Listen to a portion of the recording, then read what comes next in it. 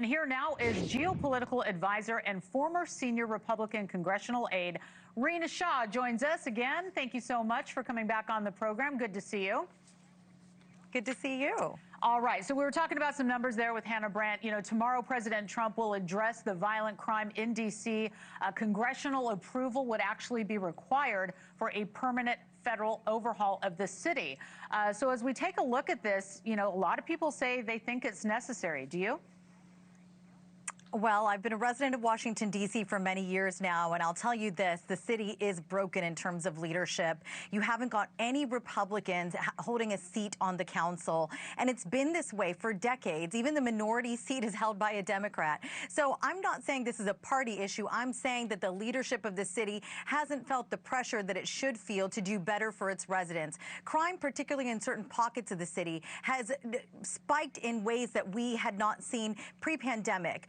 Post-pandemic, what we've seen is a lot of teenage gangs. These are young men, sometimes around the age of 14, committing the heinous acts of carjackings. So it has left residents not only on high alert, but worrying if they are next. It's even happened on K Street. We know very famously somebody who was part of the Trump administration at some point was gunned down in a carjacking. So I think at the end of the day, what we need to see here is how the district, though it wants home rule, does not understand what the needs of its residents are when it comes to public safety. I'm not sure the federal overstep will change anything, but the discussion needs to be had, and I think this is a good starting place. Yeah, a lot of people do agree with you. I mean, it's interesting to note that homicides are down 12%, but there should be none, right? So as we take a look at that moving forward. There should not be. Yeah, absolutely. So I hope that you and yours stay safe as well. I also want to turn to the war in Ukraine while I have you, because The Hill Sunday spoke to Kurt Volker, the former U.S. ambassador to NATO under President Bush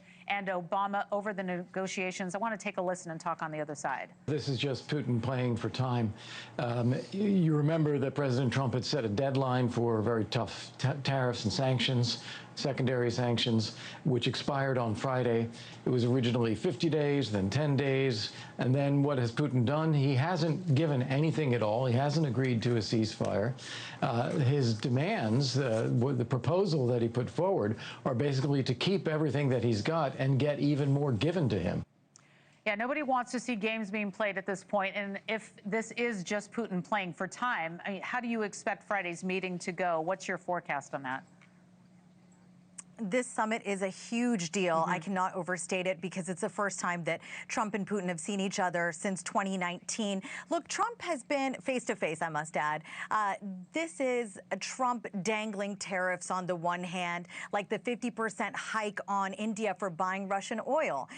He's making these moves that are seen as strong but not strong enough. That was done, of course, to pressure Putin. But the catch here is that 20% of Ukraine's territory right now is under Russian control. And so any deal involving land swaps could really spark backlash here, Laura. It's important to see that it could be seen as caving to Moscow. So I am very worried about that. And I'm also worried about, without Ukraine's Zelensky in the room, it risks looking like Yalta 2.0. And that is deciding Ukraine's fate over its head, essentially. Right. Well, let me ask you what you're hearing on that, because we're hearing that there's the possibility that Zelensky will be invited. What are you hearing? Right now, we cannot see any guarantees of that. Putin has been very open, let's put it that way, in that he doesn't want to see him in the past. Now, what could have shifted within this past month?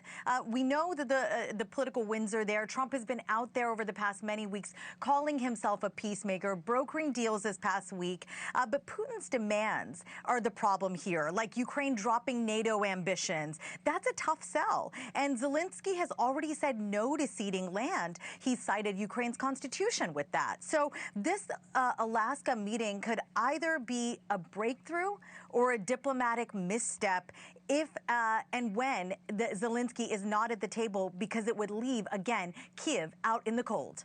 Thank you for watching. Subscribe below and download our NewsNation app right now on your phone, and you will get fact-based, unbiased news for all Americans.